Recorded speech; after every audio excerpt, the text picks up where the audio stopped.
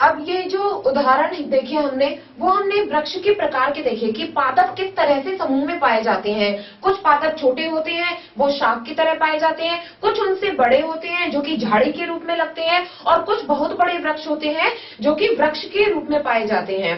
और कुछ जो है वो बेलें होती हैं जो लताएं के रूप में लगती हैं, और ये दो प्रकार की होती हैं। जैसे कुछ तो होती है आरोही लता, जिनको बढ़ने के लिए किसी सहारे की जरूरत होती है, और कुछ होती है विसर्पी लता, जो कि जमीन में ही जो है विसर्पी गति करते हुए आगे बढ़ती रहती हैं। वृक्ष के बाद में जो हमारा अब हम पढ़ेंगे वृक्ष के प्रमुख भागों को, कि एक वृक्ष के कौन कौन से प्रमुख भाग होते हैं। जैसे सबसे प्रमुख भाग जो है वृक्ष का, वह होता है तना, जिसपे पूरा वृक्ष जो है वह टिका हुआ रहता है।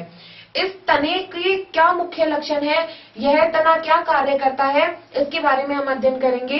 कि जो तना जो है वह वृक्ष का शरीर होता है, मुख्य भाग होता है। जैसे यह शरीर है और बीच का जो इसका भाग है वह तना कहलाता है, और इसकी जो प्रमुख जैसे हाथ पैर, ये इसकी शाखाएं होती हैं।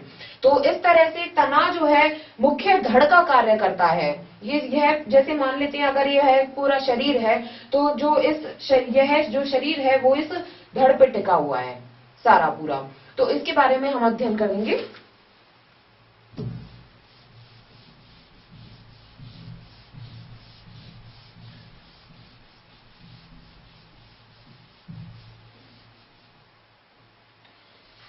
तने का मुख्य कार्य क्या होता है?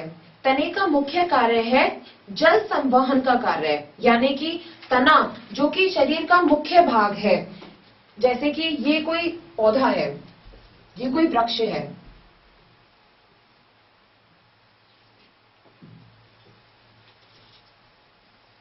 ये संपूर्ण एक वृक्ष है, और यह वाला जो बीच का भाग है यह तना कहलाता है।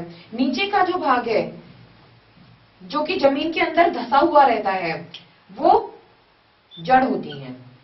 यह तना, इस तने का प्रमुख कार्य है जल का संवहन करना।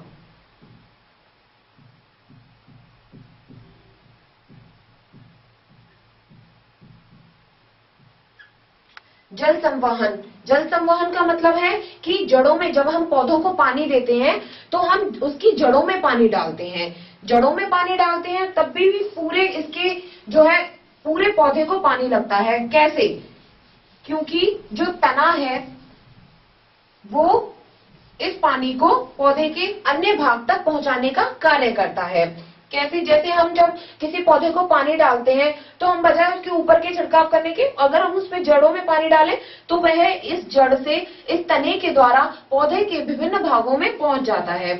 ये इसकी जो शाखाएं हैं इसमें यह अपने आप चला जाता है इस तने के द्वारा। और यह जो जल संवहन का कार्य है वह पतली नलिकाओं के माध्यम से किया जाता है। इस तने के अंदर कुछ पतली पतली नलिकाएं रहती हैं यहाँ पर इसके अंदर, जिनके द्वारा इस जल संवहन का कार्य किया जाता है। जल संवहन का कार्य इसके अंदर उपस्थित पतली नलिकाओं के द्वारा किया जाता है।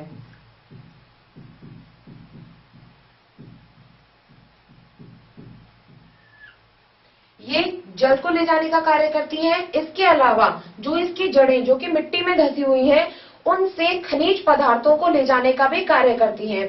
मिट्टी के अंदर जैसे यहाँ पर ये जड़ें लंबी लंबी फैली हुई रहती हैं, तो इसके अंदर कुछ खनिज पदार्थ पाए जाते हैं, कुछ लवण पाए जाते हैं, तो उसको यह जो है जाइलम और फ्लोएम, इसके अंदर दो ऊतक रहते हैं, उनके द्वारा यह पेड़ की पत्तियों अथवा शाखाओं तक पहुंचाने का कार्य करती है।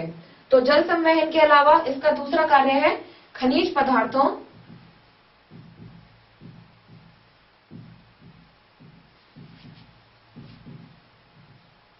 व लवणों को पहुंचाना,